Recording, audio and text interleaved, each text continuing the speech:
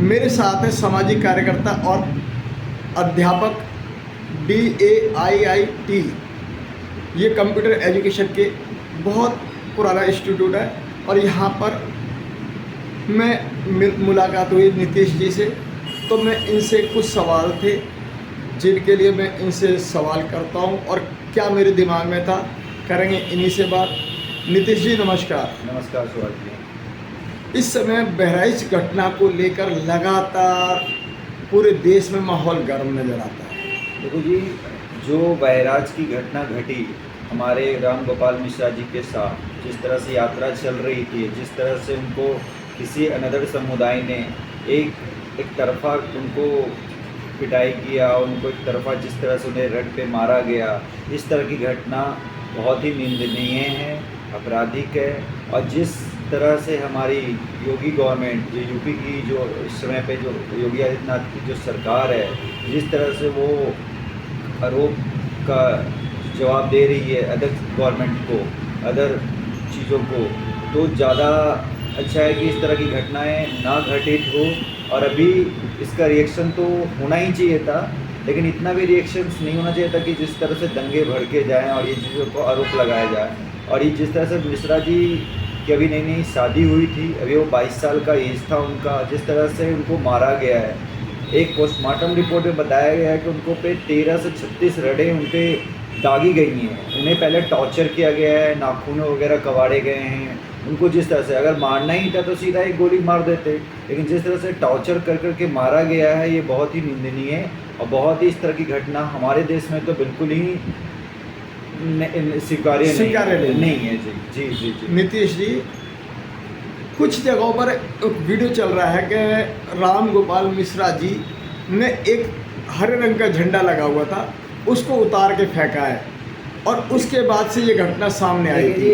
हरे झंडे का है, अगर इस तरह का मिश्रा जी ने किया भी था, इसके बारे में मैंने काफ़ी सारे न्यूज़ में थोड़े बहुत क्लिप्स देखे हैं, रील्स देखे हैं, बट कंफर्मेशन तो नहीं कर सकता कि सच है। अगर इन्होंने हरे कलर का झंडा और वहाँ पे भगवा झंडा फहराया भी था, तो झंडा तो वापस भी लगाया जा सकता था, या झंडे को लेकर उनको या तो केसेस कानूनी था। कानून हमारा इस समय यूपी गवर्नमेंट बहुत ही सख्त था। अगर कार्रवाई नहीं करती गवर्नमेंट, तब हम बोल सकते थे कि जी गवर्नमेंट था, खुद को हाथ में कानून ले लेना, ये कहाँ का इंसाफ है। ये तो बहुत ही दयनीय और दुखद घटना है जी। ये घटना जैसे घटी, एक व्यक्ति की जान चली गई झंडा उतारने की वजह से, और लगातार इसके बाद से बहराइच में तनाव देखा जा रहा है। कुछ अभी कल या परसों की बात है कि जो उसके 2 आरोपी थे, उनके पैर में गोली लगी है।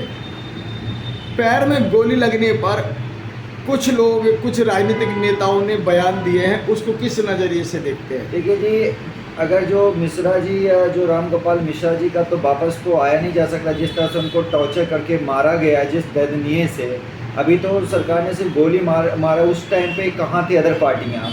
जब मिश्रा जी को मारा गया था, किसी पे जुबान पे लगता चिंगम खा लिया था, जब जुबान नहीं खुल रही थी। आज उन पे सिर्फ गोली मारा गया है। जो किसी भी आपराधिकल घटना से पहले जो पुलिस होती है, वो डायरेक्ट गोली मारती है, फिर उसे अगर आपराधिक भाग रहा हो तो ये जो सारी तो पॉलिटिशियन जो है जी, इसे राजनीति हो रही है। मैं तो यही सिर्फ करना चाहूँगा। ये जो गोली लगी है पैर में लगी है, और दोनों जो आरोपी हैं वो जीवित है, इलाज चल रहा है और स्वस्थ है। तो वापस भी जी उन पे सरकार आगे करके उन पे कानूनी कार्रवाई चलेगी, जो भी होगी चलेगी, और आगे उनका जान तो बच गया, लेकिन मिश्रा जी का जान थोड़ी वापस लाया जा सकता है। क्या झंडा तो वापस लग सकता है, क्या किसी भी पार्टी का हो, किसी भी दल का हो, मगर जो इंसान चला गया थोड़ी आ सकता है, जो इंसान चला गया वो नहीं आ सकता वापस। झंडा तो वापस जो झंडा है कि वापस लगाया जा सकता है उसकी जगह पे, लेकिन जो मिश्रा जी की जान चली गई उसको वापस थोड़ी लाया जा सकता है। क्या तो आप ये कहना चाहते हैं कि झंडे तो, अगर हम आपके विचार के हिसाब से कि भाई राम गोपाल मिश्रा जी के परिवार के लोग 2000 झंडे दे देते हैं बनाकर, कि हम आपको तैयार हैं 2000 झंडे बना के दे रहे हैं, और हम अपने घरों पे भी लगा लेते हैं हरे झंडे और चांद तारा लगाकर, क्या राम गोपाल मिश्रा जी वापस आ सकते हैं? नहीं, ये तो जो अभी कार्रवाई पे जो कह रहे हैं कि 2 गोली लग गया है, जो वो बोल रहे हैं, नेताएं बोल रहे हैं, जो उनके तरफ से लोग बोल रहे हैं, तो ये तो उनसे पूछना चाहिए कि भाई वापस आ सकता है, हम भी लगा देंगे 2000 झंडे जी। क्या मिश्रा जी वापस आ जाएंगे? ऐसा चांद नहीं तारे है। वाले इस्लामिक झंडे हम हिंदू होने के बावजूद भी नहीं लगाने को आएंगे। तैयार अगर है। हमारे क्या वो सारे वापस आ सकते हैं जो हिंदू भाई शरीर छोड़ के चले गए? जो हिंदू भाई झंडे लगा भी लें तो मुझे नहीं लगता कि वो वापस आया जा सकता है।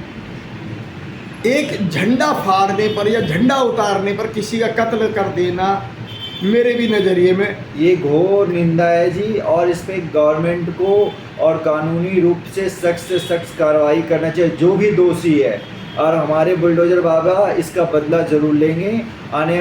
जिस तरह से मिश्रा जी को कि दोबारा इस तरह की घटना हमारे देश में, हमारे राज्य में, हमारे कस्बे में, हमारे क्षेत्र में दोबारा ये घटित ना हो, ऐसा सबक सिखाया जाए, चाहे किसी भी धर्म का हो। ये जो मुस्लिम समाज कुछ समय पहले तक पहलू खान या और किसी 1-2 घटनाओं का जिक्र करते थे, उन्होंने चाहे ओवैसी साहब हों या और विपक्ष के नेता हों, उन्होंने राम गोपाल मिश्रा जी की इस तरह की हत्या पर कोई भी शब्द नहीं कहे।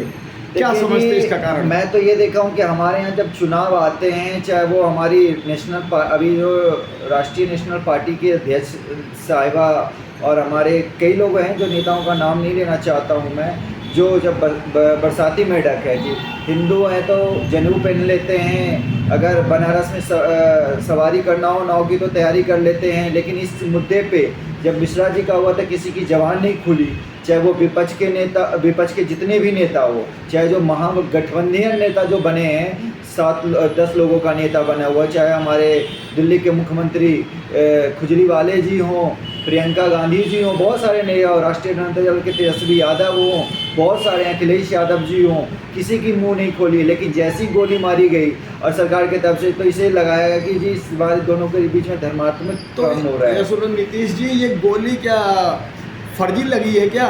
नहीं, ये तो वो तो भाग रहे थे जी, पुलिस कार्रवाई करती है, अगर आप सरेंडर नहीं करते तो पुलिस घुटने में मारती है, गोली मार दिया उसको घुटने पे गोली, अगर अपराधी कल भाग जाता तो फिर तो मिलता भी नहीं, इस वजह से उनको, और भाग जाता तो बेचारे सिपाहियों की नौकरी चली हाँ जाती। जी, तो ये इसमें गलत क्या है? उसे तो कानून हाथ में थोड़ी उसको जान से मारा गया है, उसे घुटने में मारा गया है।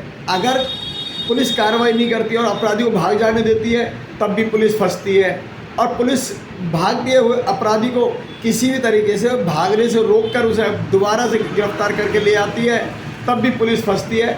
पुलिस के इस विडंबना पे क्या कहेंगे आप? देखो जी, पुलिस तो दुविधा में है कि इधर ना जाए तो इधर भी खाए, इधर भी चीज़ें वाली बात है, और मेरे हिसाब से जो पुलिस ने कार्रवाई की है, उचित कार्रवाई किया है, और पुलिस का ऐसे ही डिसीजन हो सभी अपराधी के साथ, चाहे वो किसी भी धर्म का हो, किसी भी जाति का हो, सबक जरूर सिखाना चाहिए। अगर कोई भी किसी के धर्म के प्रति अपमानजनक टिप्पणी करता है तो और या फिर अपमानजनक भाषा का प्रयोग करता है, उन सभी के खिलाफ कार्रवाई होनी चाहिए, और सभी के धर्मों के प्रति आदर होना चाहिए। और अगर कोई बदतमीजी करता है, बेअदबी करता है और दुराचार करता है भगवान के चरित्रों के साथ, चाहे बहुत सारे ऐसे रहे हैं जो